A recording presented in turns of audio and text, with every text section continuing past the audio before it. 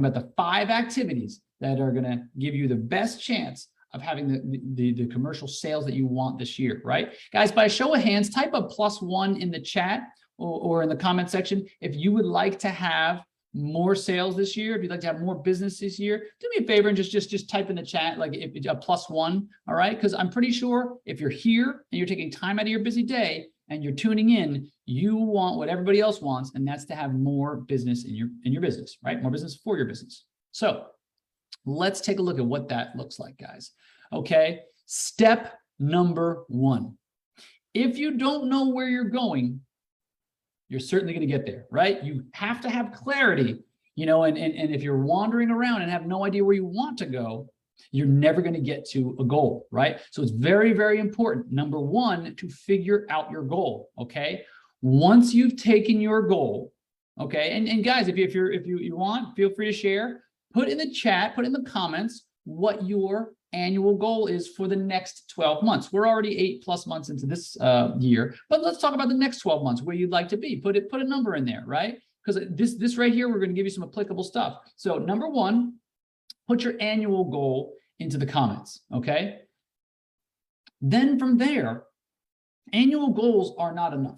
Right? Because everyone says, oh, yeah, January 1st, yeah, new year, new me. And by the 3rd week of January, they're already off. And like, there's an old Chinese proverb. It says, may your problems last as long as your resolutions, right? So it's kind of human nature that like we set something, we want to do it. And then, you know, if you've blown it by the 2nd, 3rd week of January, you throw up your hands and you say, okay, no mas, right?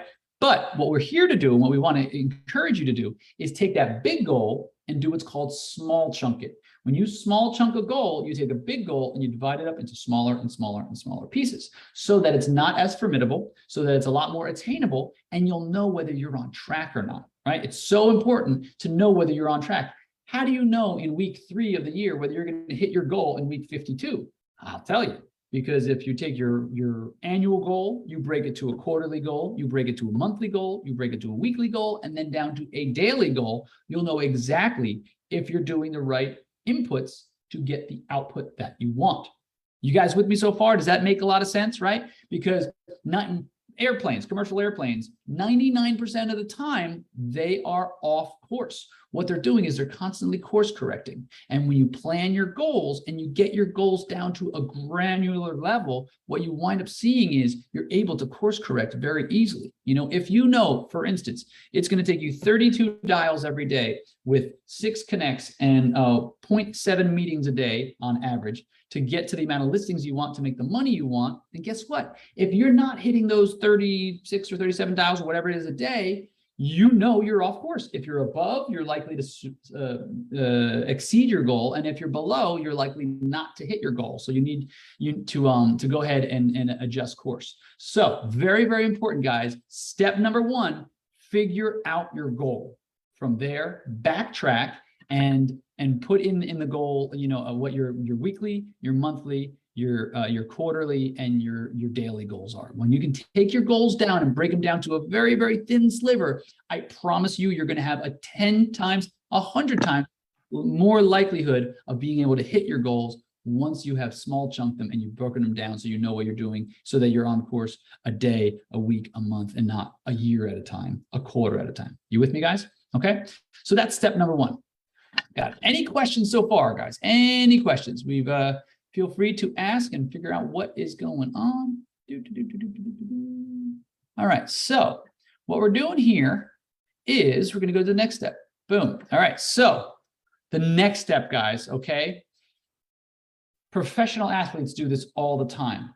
High producing individuals, right? Like an NBA player, they're going to do the same routine every single time before they take a free throw. A golfer is going to do the same thing. A batter in Major League Baseball, right? They're going to have the same routine before they do anything. I highly recommend you guys create a killer morning routine. The highest value people and the highest producing people do the same thing over and over again.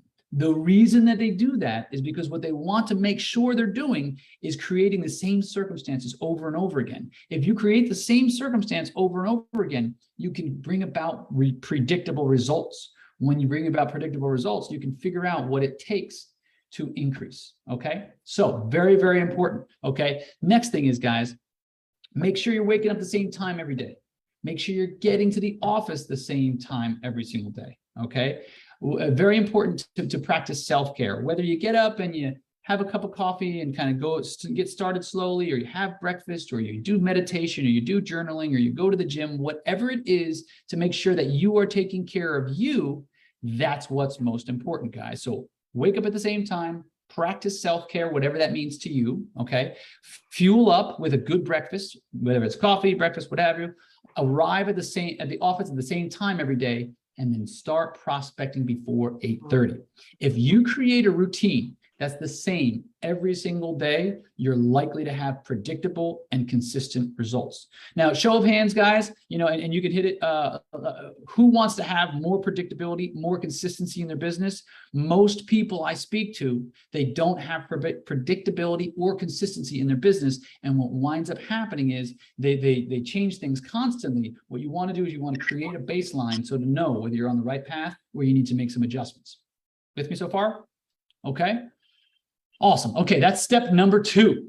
Very, very important, guys. Now, step number 3, you need to be doing the most important activities. There's the 3 activities that will bring you the most amount of result. Okay, these are the boulders in your business, like I mentioned before.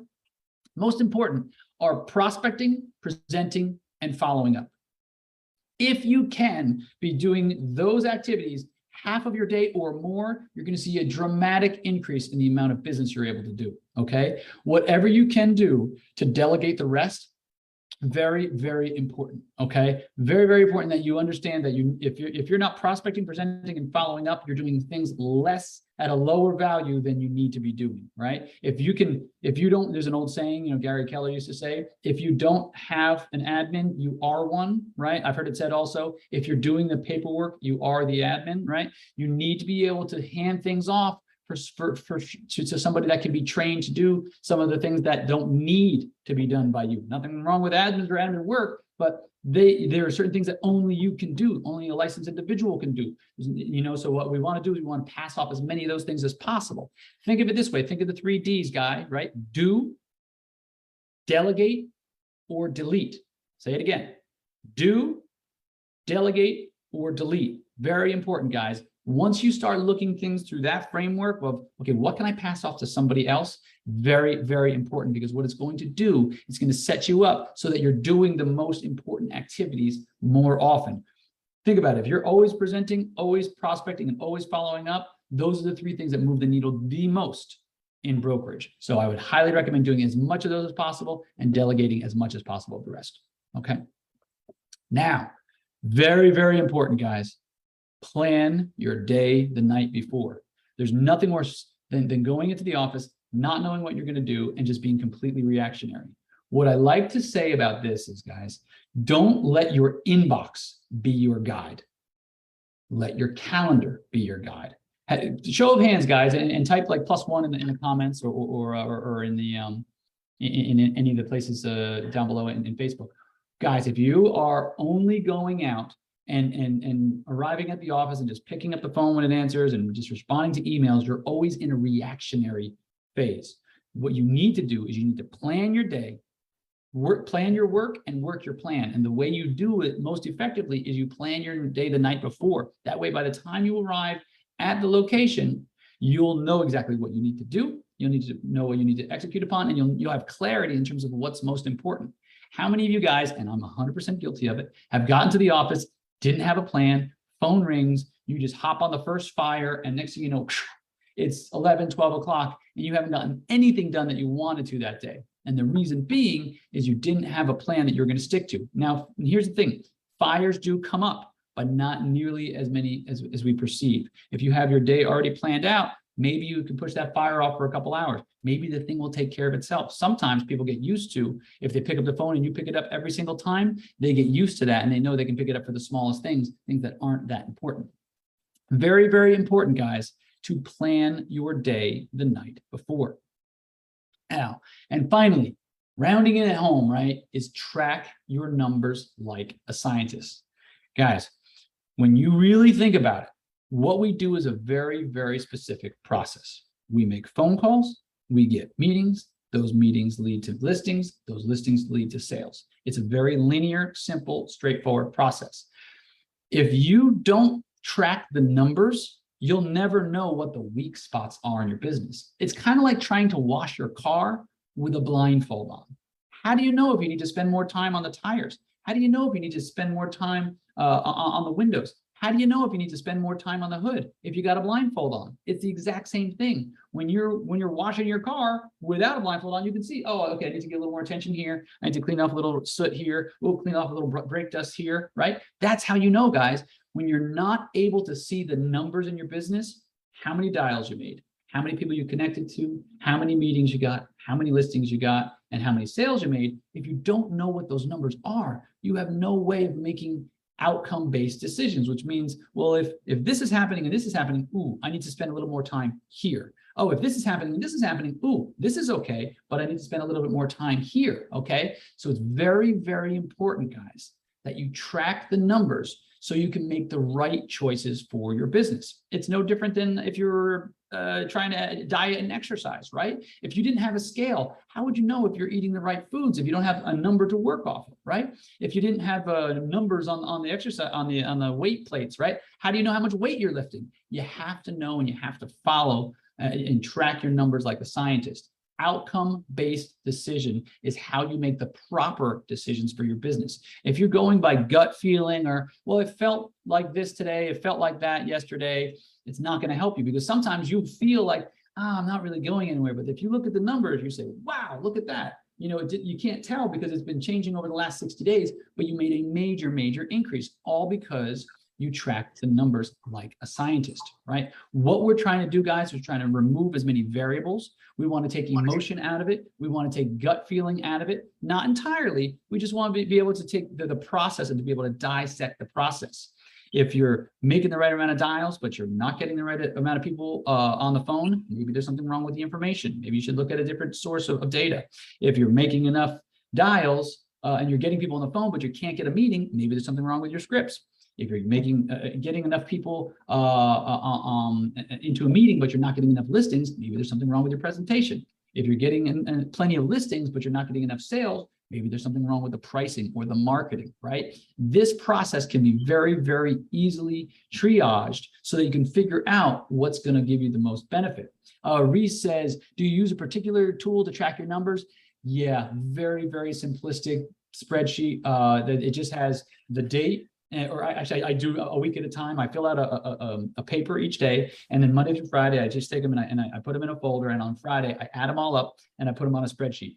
Numbers, contacts, meetings, listings, sales. If you just track those 5 numbers, you'll be perfect. So Reese, very, very simple. I try not to complicate it because the more complex you make something, the more you want to follow it. So just put in that number at the end of the week, 52 weeks. Numbers, contacts, really see whether you're moving in the right direction, and then if you're converting at the right numbers, right? And then the cool thing is to do also, guys, I'm glad you brought that up, Reese.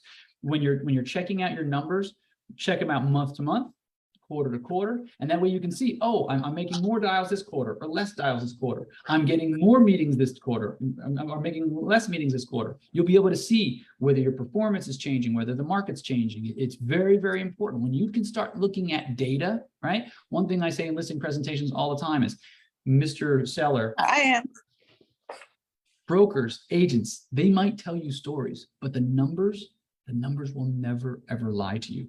So what I would recommend is that we take a look at the data and see what the data says. When you can use an independent third party and point to numbers that they don't have any feelings or emotions or anything, numbers are always going to be what they're going to be. You with me? So it's very, very important, guys, that you track your numbers like a scientist. We want to make sure, like someone from NASA was following this, because if you can break your business down into very small parts and follow the numbers, you're going to make the right decisions for your business.